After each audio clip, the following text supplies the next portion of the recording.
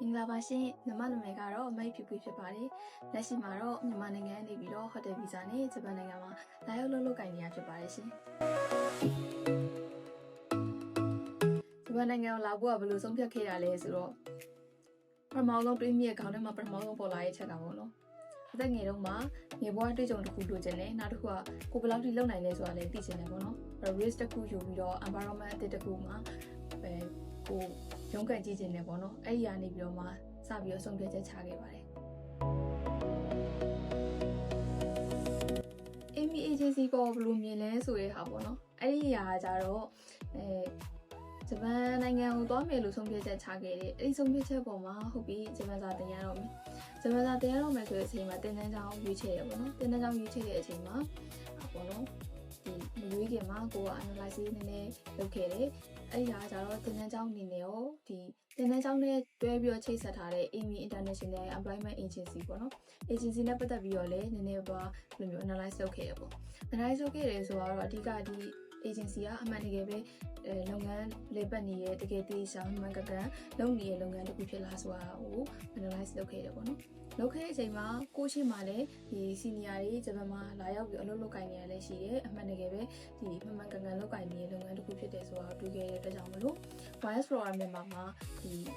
ဂျပန်စာသင်ဖို့အတွက်ပေါ့နော်စပြီးတော့အနံခဲ့အဲ့ကနေစပြီးတော့မှအခုလက်ရှိမှာတော့ဂျပန်နိုင်ငံမှာ Amy International Employment Agency ကနေပြီးတော့လာရောက်ပြီးတော့လက်ရှိလုပ်ကိုင်နေတဲ့မျိုးလေးရှိရပေါ့နော်နောက်တစ်ခုကကျတော့ကိုယ့်ရဲ့ဒီ personally အမြင်အရဆိုလို့ရှိရင်တော့ Amy Agency ကဒီတခုခုဆိုလို့ရှိရင်တာဝန်ယူမှုတာဝန်ခံမှုရှိရပေါ့နော်အဲ့ဒီအရာလေးပုံမူတည်ပြီးတော့ဒီမအနေနဲ့ဆိုရင်တော့အဆင်ပြေပါတယ်ဟုတ် experience လို့ရှိလဲဆိုတဲ့အပေါ်မှာကြတော့ဗောနော်လက်ရှိအရင်ကကိုလုပ်နေတာ banking ဘိုင်းမှာဗောနော် banking environment ကနေလုံးဝ hotel environment ကိုပြောင်းသွားတဲ့အချိန်မှာပထမဆုံးအနေနဲ့အတွေ့အကြုံသစ်တွေအများကြီးရတယ်ဗောနော်ဒါဆိုးတာရောကောင်းတာရောဗောနော်ဒါတော့ဒီမှာအလုပ်လုပ်နေတဲ့လူတိုင်းဒီလိုပဲဖြစ်မှာပါဒါပေမဲ့ကိုလက်ရှိလုပ်နေတဲ့ကုမ္ပဏီကလည်းအဆင်ပြေရဗောနော်အဆင်ပြေရဆိုတော့ပြောမယ်ဆိုလို့ရှိရင်နေရာတစ်ခုမှာအတွေ့အကြုံတွေကောင်းတာတွေရောဆိုးတာတွေရောတွေ့ကြုံကြပြီးတော့အဲ့ဒီကောင်းတာတွေဆိုးတာတွေပေါ်မှာကိုကဘယ်လိုမျိုး handle လုပ်သွားတဲ့ဆိုတဲ့အရာလေးကိုပဲအဓိကပေါ့နော်ကိုငါဒီဖြစ်လာတဲ့ဟော်ဘီကောင်းခြင်းပဲပြီးဆိုးခြင်းပဲပြီးဒီအရာပေါ်မှာဘယ်လို handle လုပ်လဲပြဿနာဖြစ်လာရင်ရောဘယ်လိုမျိုးဒီ problem solving skill တွေကိုတုံးသွားလဲပေါ့နော်အဲ့ဒီပုံမှာပဲကိုယ့်ရဲ့ကိုယ်သွေးကိုဒီမနေ့ကကိုထက်ဒီနေ့ကိုပို့ပြီးတော့မြင့်တင်မှုရဲ့လက်ရှိကိုရဲ့မျက်စိရှိမှရှိနေတဲ့အရာတစ်ခုနဲ့ပျော်ရွှင်စွာနေတတ်ဖို့ပဲကိုမြင်နေပြောတယ်ပေါ့နော်ဒါလေးပါပဲတွေ့ကြအောင်တော့ future plan ပေါ့နော် future plan နဲ့ပတ်သက်ပြီးတော့ကြတော့ဘယ်လိုမျိုးရှိလဲဆိုရင်ခုနကပြောသွားတဲ့ဟာနဲ့ပဲတူတယ်ပေါ့နော်ကိုယ်တိုင်နဲ့ပဲအဓိကဟိုဒီနှိုင်းရှင်တာများတယ်ပေါ့မနေ့ကကိုထက်ဒီနေ့ကိုကဘယ်လိုမျိုးအရှိကိုဆက်သွားမလဲအဓိက choice လုပ်တာပဲဘဝမှာကျတော့ကိုဘာကို choice လုပ်လဲအဲ့ choice လုပ်လိုက်တဲ့ပုံမှာဘယ်လိုမျိုးဆက်ပြီးတော့ရင်ဆိုင်မလဲအဲ့လိုမျိုးပေါ့နော်အဲ့ဒီကနေပြီးတော့မှကိုလက်ရှိမှာအခုရည်မှန်းထားတဲ့ပန်းနိုင်တစ်ခုတော့ရှိတယ်အဲ့ဒီပန်းနိုင်တစ်ခုကိုရအောင်သွားမယ်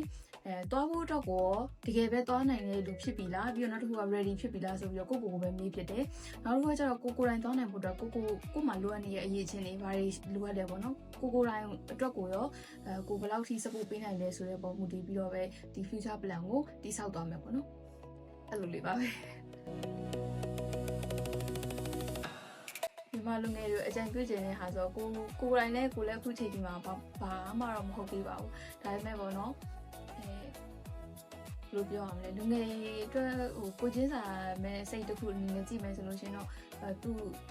ကိုပေါ့နော်ဒီအချိန်မှာ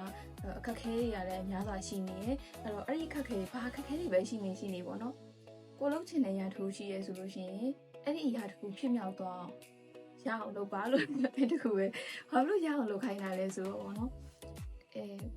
မလုပ်လိုက်ရတဲ့ဆိုင်လုပ်ကြည့်လိုက်တဲ့အချိန်မှာဖြစ်လာတဲ့ကောင်းခြင်းဆိုခြင်းနဲ့ငါလုပ်တော့လုပ်ခုလိုက်တယ်ကောင်းတာလေဆိုတာဖြစ်လာတယ်အဲ့ဒီအရာပေါ်မှာရောကိုစိတ်ကျင်တဲ့ဟိုဘယ်လောက်ရလဲဆိုတာမျိုးအဲ့ဒီအတွေ့အကြုံရစေချင်တာပေါ့နော်ကိုလုပ်ချင်တယ်ဟုတ်တယ်သိကြတယ်ဆိုလို့ရှိရင်ရအောင်လုပ်လိုက်ပါဘောနော်အဓိကအဲ့ဒီနမူနာနဲ့အတူတူပဲကိုဂျပန်နိုင်ငံလာမယ်လို့ဆုံးဖြတ်ထားတယ်ဆိုလို့ရှိရင်လေဘ ဘာကြီးပဲဖြစ်နေပါစေဘာတွေပဲဖြစ်နေပါစေကိုလှုပ်ရှားရှိရဲ့အလုပ်ကိုပဲဆက်ပြီးတော့လှုပ်ဆောင်ပါပါအဲ့ဒီအရာကြရင်နောက်ဆုံးကိုဖြစ်ချင်တဲ့ဘဏ္ဍာကိုရောက်မယ်ဆိုတော့ရေးရေးအမခံရပါတယ်ဟုတ်အဲ့ဒါလေးပါပဲ